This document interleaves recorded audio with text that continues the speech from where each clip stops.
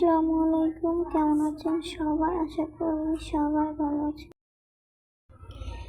আমি আজ দেখাবো তেলাপিয়া মাছ আমি যেভাবে রান্না করি। তো আমি পরিমাণ মতো হলুদ, লবণ, ধনিয়ার গুঁড়া,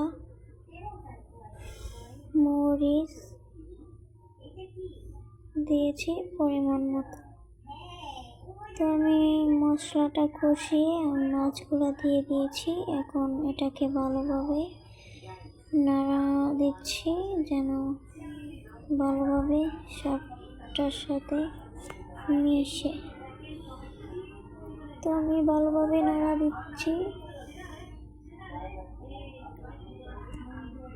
এখন এটাকে ঢেকে দেব।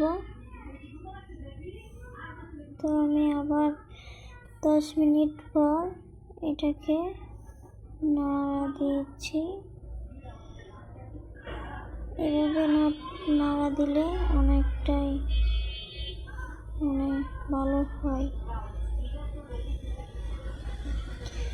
তো আমি ভালোভাবে নাড়া দিয়ে এটাকে আবার ঢেকে দেব 5 মিনিটের মতো।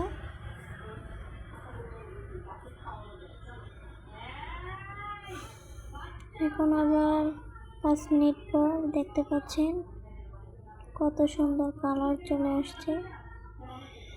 তো এখন আমি এটাকে ভালোভাবে নেড়ে নিচ্ছি যেন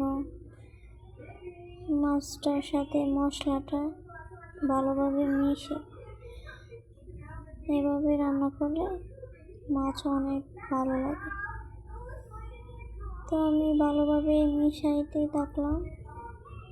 এভাবে মিশিয়ে আস্তে আস্তে নাড়া দিবেন যেন ভেঙে না যায়। দেখতে পাচ্ছেন আবার 5 মিনিট আমি ঢেকে দিয়েছি। ঢেকে দিয়ে এখন আবার এটাকে নাড়া দিতে থাকবো আস্তে আস্তে যেন ভেঙে না যায়। তো আমার মাছ অনেকটাই হয়ে গেছে। এখন আমি এখানে পরিমাণ মতো পানি দিব, দিয়ে এটাকে আবার 5 মিনিটের জন্য বা 6-7 মিনিটের জন্য আবার ঢেকে দিব। ভালোভাবে নাড়া দিচ্ছি যেন মাছটার সাথে মশলাটা মিশে যায়। তো দেখতে পাচ্ছেন আমার তরকারি অনেকটাই হয়ে গেছে। এখন আমি এখানে পরিমাণ মতো পানি দিয়েছি। এখন আমি মরিচ দিয়ে দেব কেটে। তো আমি মরিচটা কেটে নিচ্ছি। এখন এটা দিয়ে দেব। এখানে আমি দিয়েছি 3টা কাঁচা মরিচ, আপনারা চাইলে আর বেশি দিতে পারেন।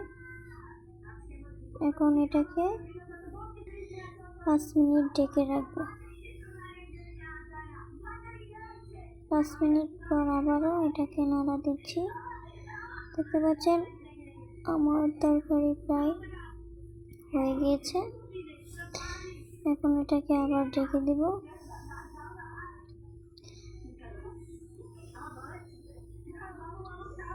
আমার তরকারি প্রায় হয়ে গিয়েছে। আবার 5 মিনিট ভালোভাবে ঢেকে এটাকে নাড়া দিচ্ছি।